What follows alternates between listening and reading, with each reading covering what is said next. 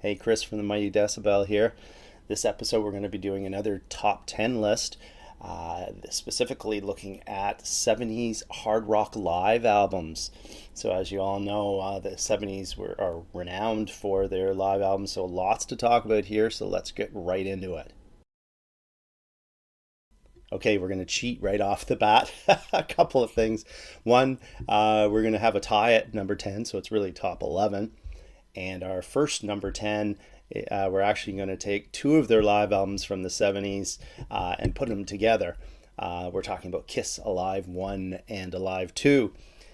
So me personally, I wasn't a huge Kiss fan, never really bought into it, not as heavy as most metalheads, it seems, of that generation.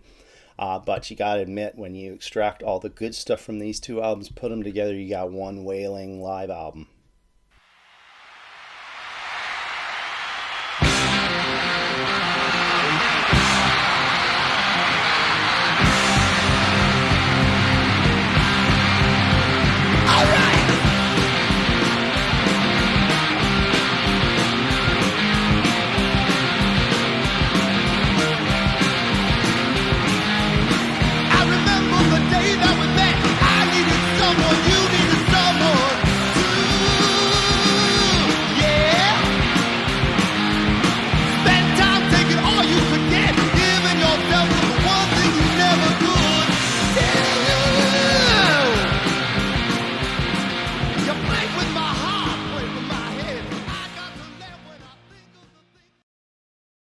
Also falling in at number 10 is REO Speedwagon with 1977's You Get What You Play For. So before the REO sold out in 1980 with High Fidelity, they were a hard touring band that had put out 8 hard rock albums in the 70s. And they were perennially opening up for major bands and arena tours across the US. So unfortunately, this live album comes out a little too early. Their two best albums were to follow before High Fidelity. Here you get some forgettable stuff in there, there's no doubt. But if you take the double album, make it a single album, extracting all the good stuff, you've got a really good live album here. And the highlight, obviously, here is the guitarist Gary Richrath, an amazing performer. I saw him live early in the 1980s, and trust me, he was phenomenal. Going through all the changes, I made so many mistakes. Oh, yes, I did. Trying to leave behind the heartaches. And sometimes I think I was a little bit crazy, but we all get a little bit crazy. Well, I keep pushing on. That's what I do, people. Keep pushing, keep pushing, keep pushing. So keep pushing on. Keep pushing, keep pushing. But you know if I got to be so strong. Keep pushing, keep pushing. Even if you think your strength is gone. I used to have a love-hate relationship with Cheap Trick when I was in my teens and 20s. But over time, I've come to appreciate the band's songcraft, their quirky humor, and the vocals of Robin Zander, who I consider to be one of the most underrated vocalists out there. Amazing crooning from this guy, yelping, he can do anything. So much so that 1979's Live at Budokan, I'm going to name as my number 9 favorite hard rock live album of the 70s.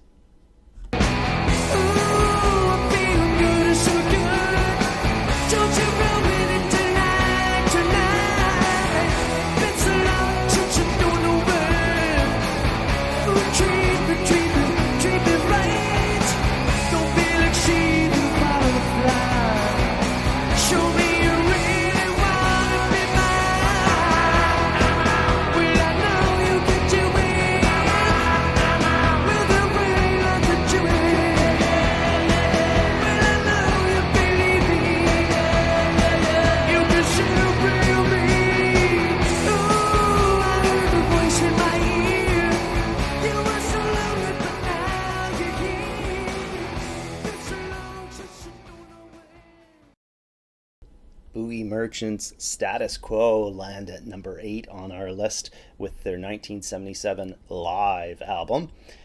So this was captured on their Blue For You tour, my favorite album from the band. So this is relentless foot stomping, headbanging stuff with wild crowd mania captured here.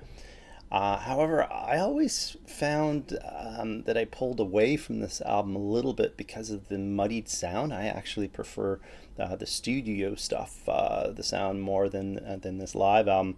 But regardless, this is a legendary, fiery release from the band.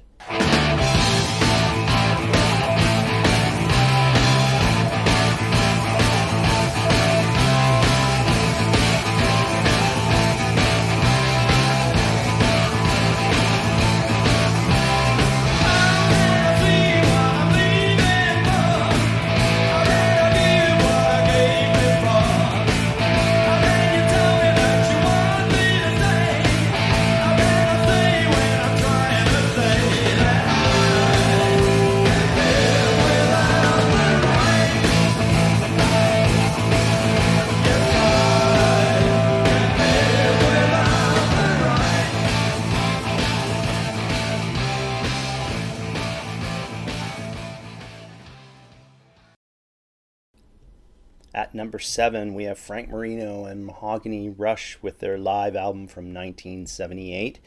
So this is a single disc release displaying why the band was used as perennial openers on stadium and arena tours throughout the 70s in North America. And of course, having the greatest guitarist of all time, you're going to have lots and lots of guitar solos here. And one that you have to check out is the show-stopping Reflections of War solo for some jaw-dropping, effects-laden axe showmanship here. Amazing stuff.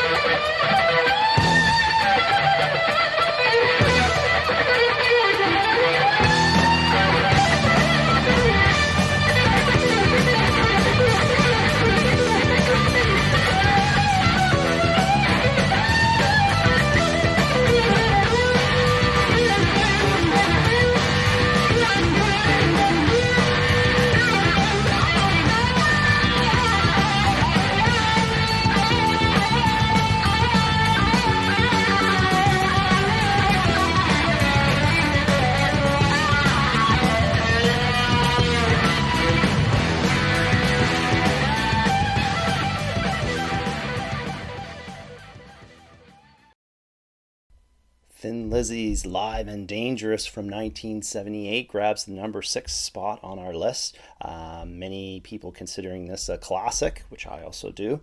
So the main story here is the up-ratcheting of power compared to the somewhat timid studio material. The dual guitar work of Scott Gorham and Brian Robertson, a highlight here, as well as Lynette's vocals, never sounding better. Not a bad song selection here, but I could have done without Dancing in the Moonlight, Still in Love with You, and to a lesser extent, Baby Drives Me Crazy.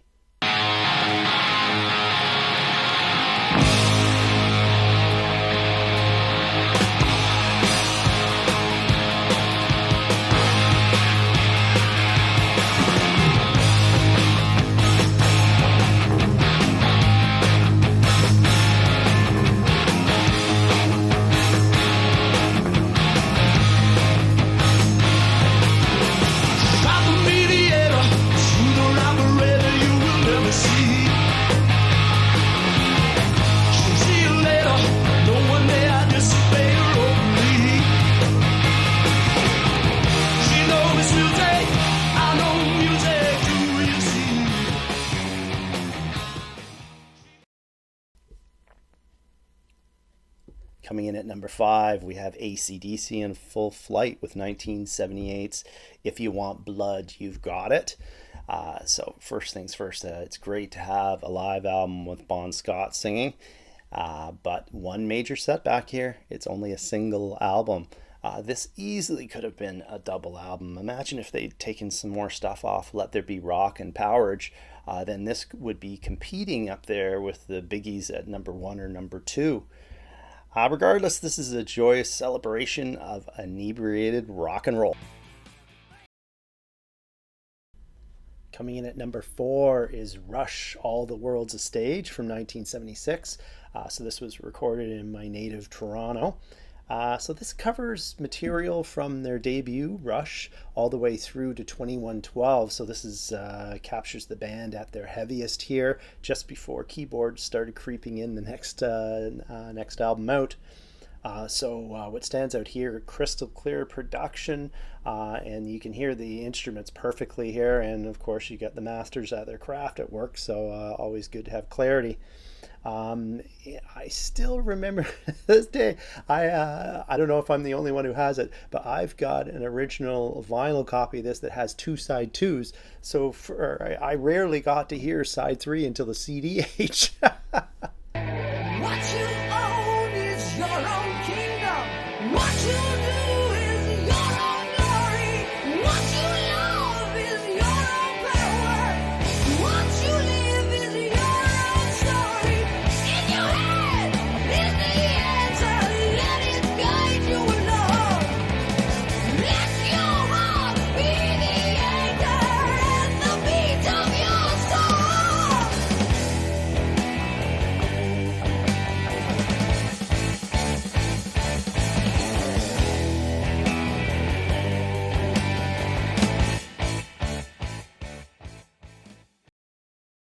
Landing at number 3, Double Live Gonzo by the Nuge. So this was issued in 1978.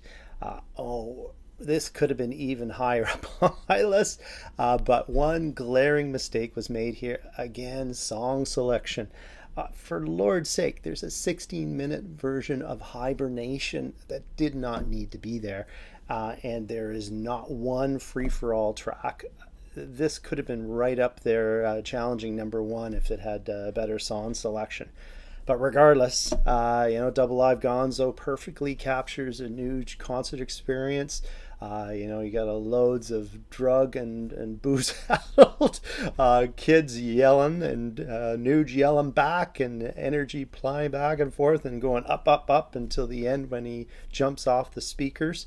So this was almost like a rite of passage for people of my age at the time. If you are going to pick this one up, though, just a note, make sure you pick up the Rock Candy version of the CD. It's a remastered version, so it sounds like the original vinyl, whereas the original CD version that came out really muddied down the bass and drums, so much better to pick up the Rock Candy.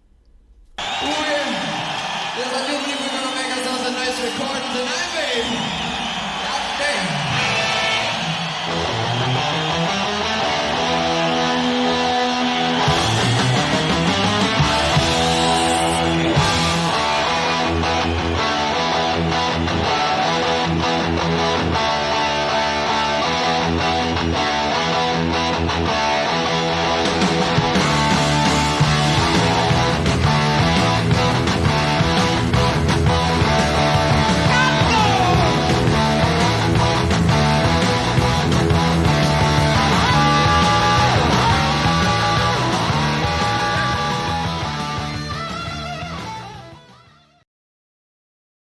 Coming in at number 2 is Aerosmith with Live Bootleg that was issued in 1978.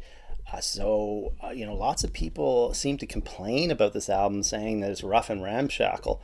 But that's exactly what Aerosmith were like live. I think people who say this didn't see them in the 70s when they're in their prime. But that's what made them so good.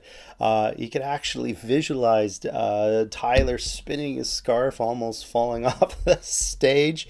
And then the band crowding together for the extended instrumental of Lord of the Thighs. This was Aerosmith at their best. The only complaints I would have for this album, again, is some song selection errors. They left out Rats in the Cellar, Combination, and Lickin' the Promise, and instead they put in an extended Ain't Got You and Mother Popcorn. Major errors here. This close to perfection.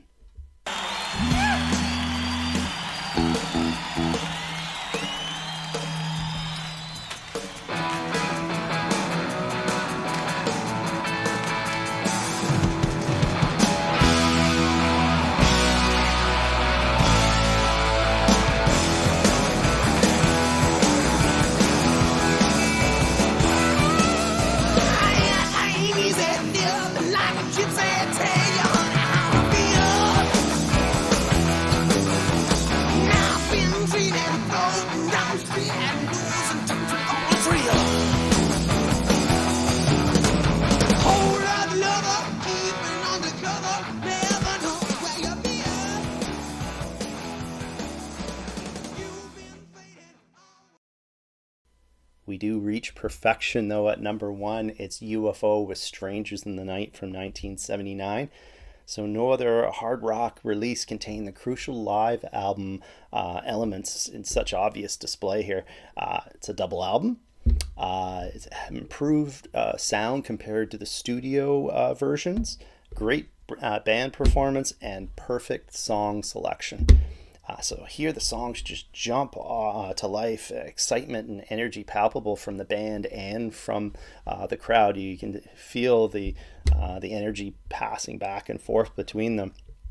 And then, of course, you have Schenker's lead guitar work here, sublime. And then you have the underrated vocals of Phil Mogg. I'm not sure why he isn't mentioned in Best Singers of lists more often. So that said, it's the song selection here that truly rules the day here. It is one of 2 live albums that I play through without skipping a track. Just perfection here. Bye. And if you do, there's a new UFO box set out that has a remastered version of this album along with 6 other concerts on the same tour. If you're a serious UFO fan, you got to pick this one up.